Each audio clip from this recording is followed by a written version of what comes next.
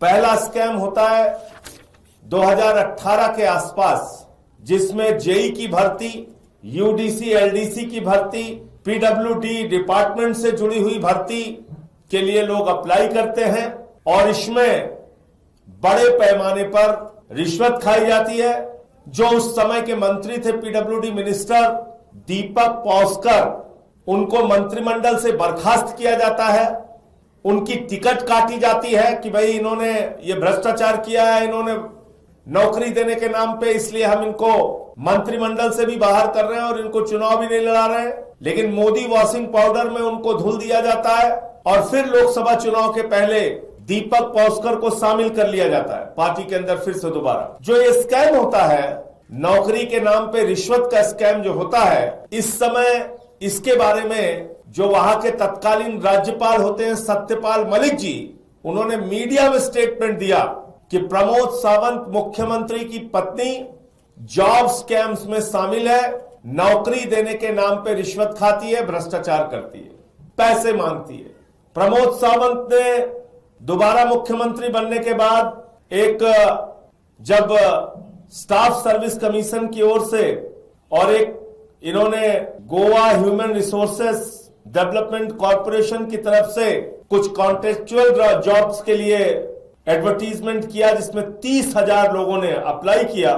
तो हमारे साथियों ने, हमारे पार्टी के नेताओं ने जब पता किया कि 30,000 बच्चे कौन है, ये जो 945 नौकरियों के लिए फॉर्म भरे हैं 30,000 बच्चों ने, 30,000 बेरोजगार लोगों ने, गोवा के युवाओं ने, युवतियों ने, तो ये कौन है? तो आपको जान के हैरानी होगी कि 30 में से 6,000 फॉर्म का पता ही नहीं है।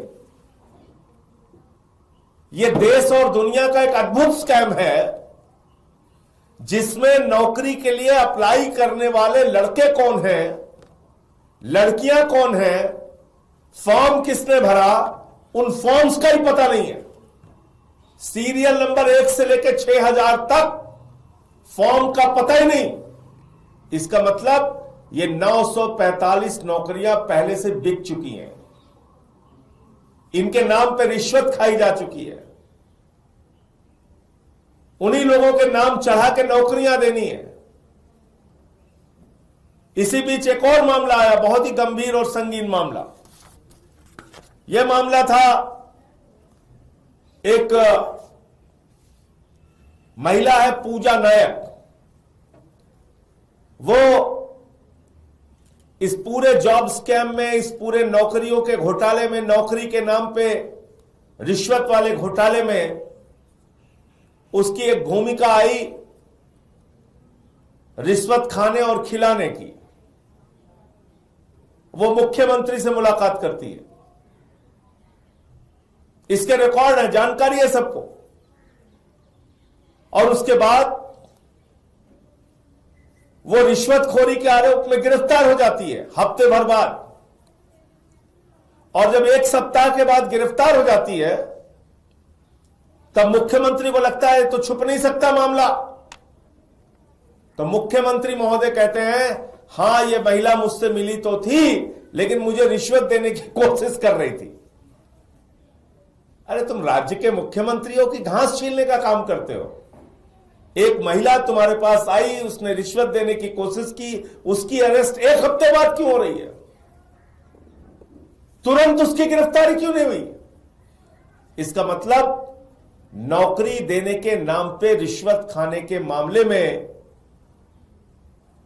गोवा का मुख्यमंत्री और उसका पूरा का पूरा परिवार शामिल है। गोवा का जो वाटर रिसोर्सेज डिपार्टमेंट है, वाटर रिसोर्सेज डिपार्टमेंट के जेई ने एक वीडियो बनाया और इस पूरे घोटाले का, भ्रष्टाचार का, किस तरह से नौकरी के नाम पे रिश्वत खाई जा रही है, भ्रष्टाचार किया जा रहा है, उसका खुलासा किया। और इसमें एक और महिला का नाम आता है, दीपा श्री। ये सतारकर एक व्यक्ति है जो पूजा नायक के मामले में जिससे पूछताछ हुई, वो सुसाइड करता है। ये पुलिस का क्लेम है। इतना सब कुछ घोटाला सामने आने के बावजूद इसमें श्रुति नाम की एक युवा महिला मोर्चा की पदाधिकारी गिरफ्तार हुई।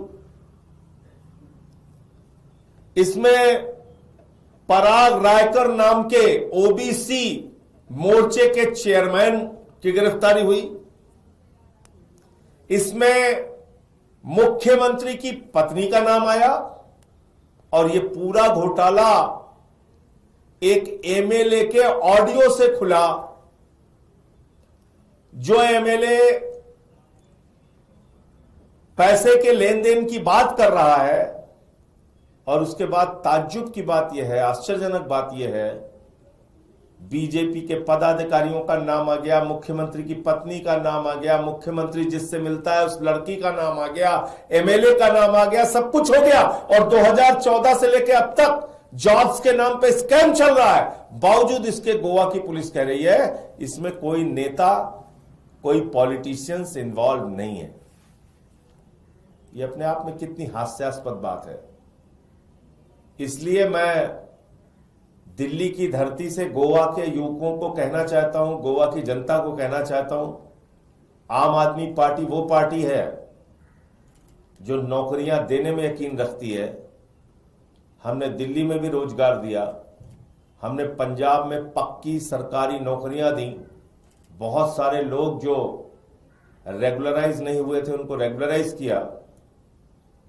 और गोवा के अंदर जहां जॉब्स के नाम पे भ्रष्टाचार हो रहा है वहां भी आम आदमी पार्टी आपके मुद्दों को उठा रही है। देश की पार्लियामेंट में भी जैसे मौका लगेगा, देश के सदन में भी इस मुद्दे को मैं उठाऊंगा। लेकिन तस्वीर बिल्कुल साफ है। एक तरफ भारतीय जनता पार्टी है जो नौकरी के नाम पर रिश्वत खाने का काम कर रही है, एक तरफ आम आदमी पार्टी है जो लोगों को नौकरियां देने का काम कर रही है। गोवा की जनता को हमारी पार्टी के साथ, हमारे विधायकों के साथ कंधे से कंधा मिला के काम करना चाहिए और इस पूरे मामले को हम लोग उजागर करेंगे, सदन से लेकर सड़क तक, और इसकी लंबी लड़ाई लड़ने का काम करेंगे।